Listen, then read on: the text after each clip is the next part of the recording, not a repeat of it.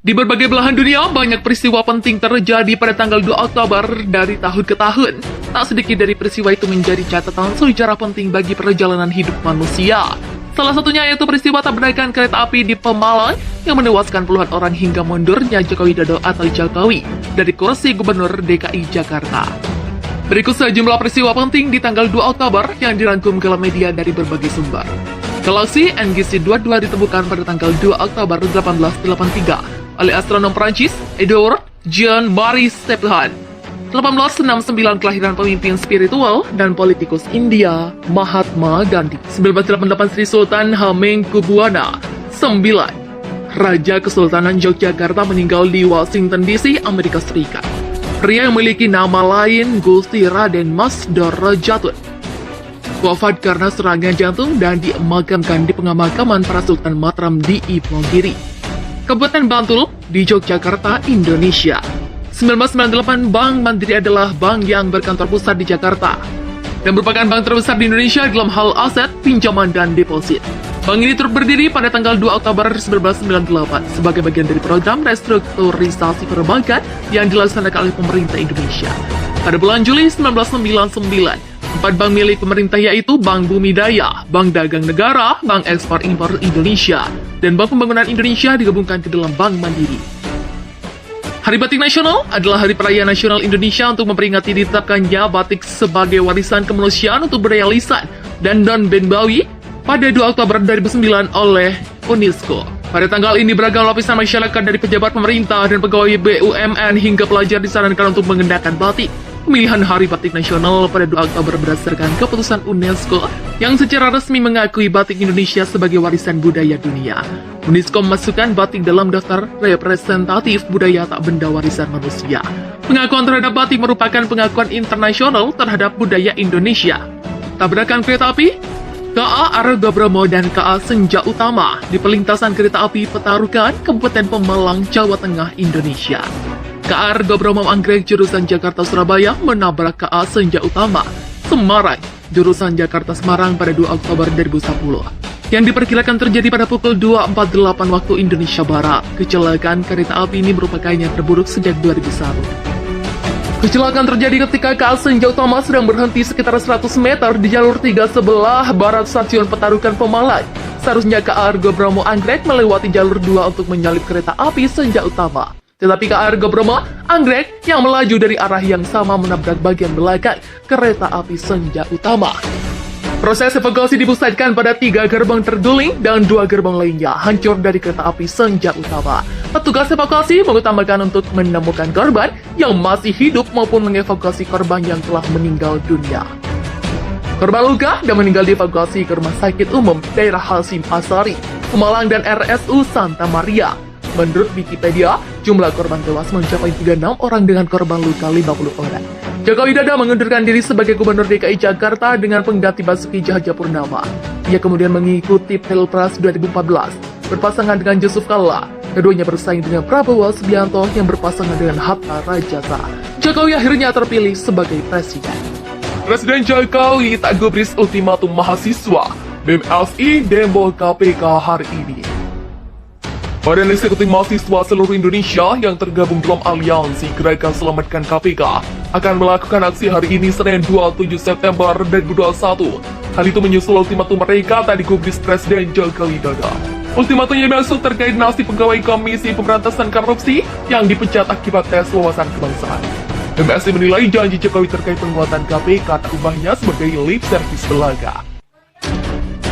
Terlihat Jokowi membiarkan 57 pegawai KPK dipecat melalui TWK yang prosesnya abal-abal, malah administrasi tak terbukti melanggar HAM seperti temuan Komnas HAM dan Ombudsman RI.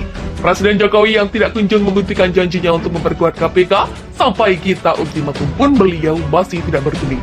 Terang Fahrul Firdausi, Presiden BEM Unsur aliansi Gaza kepada Kompas TV Minggu 26 September.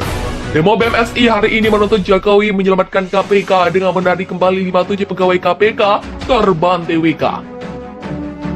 Latar belakang masalahnya adalah soal pemberhentian 57 pegawai dengan TWK. Tuntutan lainnya kita ingin Presiden Jokowi bersikap menyelamatkan KPK. Begitulah kata Fahrul. Aksi gerakan selamatkan KPK itu akan berlangsung di Gedung Merah Putih KPK dengan titik kumpul UNJ, kampus PGS di Setiabudi. Tidak kurang 1.000 mahasiswa akan ikut dalam demo di KPK itu.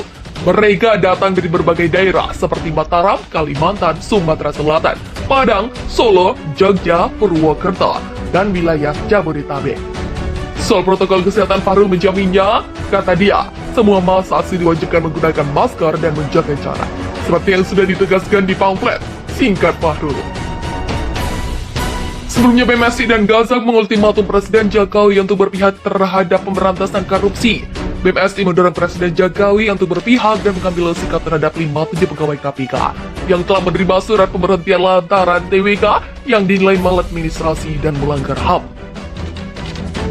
Melalui surat terbuka, BMSI dan Gazak meminta Presiden Jokowi untuk mengangkat 56 pegawai KPK menjadi aparatur sipil negara, sebagaimana sesuai dengan janjinya untuk memperkuat lembaga anti rasuah saat kampanye pemilihan presiden beberapa tahun silam. Maka kami aliansi BEM seluruh Indonesia dan Gazak memberikan ultimatum kepada Presiden Jokowi untuk berpihak dan mengangkat 56 pegawai KPK menjadi ASN dalam waktu 3x24 jam. Tercatat sejak 23 September 2021, bunyi surat terbuka yang dilayangkan kepada Presiden Joko Widodo. Lebih lanjut, sebagaimana termaktub dalam surat terbuka, BMSI dan Gazak akan menyampaikan aspirasi dengan turun ke jalan jika ultimatum tidak diputus. Jika Bapak Presiden Jokowi masih saja diam tidak bergeming, maka kami bersama elemen rakyat akan turun ke jalan menyampaikan aspirasi yang rasional untuk Bapak realisasikan. Begitulah lanjutnya. BMSI dan Gazak menilai surat ultimatum sangat tepat diberikan Presiden Jokowi lantaran sesuai dengan kewenangannya, terutama terkait kewenangan sebagai pemegang kekuasaan tertinggi untuk pengangkatan, pemberhentian, dan pemindahan ASN. Presiden sebagai pemimpin pemerintahan serta sesuai pasal 3 PP nomor 17 tahun 2020 yang menegaskan posisi Presiden sebagai pemegang kekuasaan tertinggi, pembinaan PNS berwenang menetapkan pengangkatan, pemindahan, dan pemberhentian PNS. Begitulah tandasnya. Penting diketahui surat terbuka dan ultimatum ini dilayangkan buntut dari pernyataan Presiden Jokowi pada 15 September 2021 yang menyatakan dirinya tidak akan menjawab perihal polemik TWK di KPK. Sebab, menurut Jokowi, tidak semua hal bisa dilimpahkan atau ditarik oleh Presiden. Selain itu, lanjutnya ada pihak berwenang yang berhak menjawab persoalan alih status pegawai KPK, yaitu Kementerian Pendayagunaan Aparatur Negara. Dan reformasi birokrasi, saya nggak akan jawab, tunggu keputusan MA dan MK, kata Jokowi ketika bertemu di hadapan sejumlah pemimpin redaksi media di Istana Kepresidenan Jakarta pada Rabu 15 September. Di berbagai belahan dunia, banyak peristiwa penting terjadi pada tanggal 2 Oktober dari tahun ke tahun. Tak sedikit dari peristiwa itu menjadi catatan sejarah penting bagi perjalanan hidup manusia.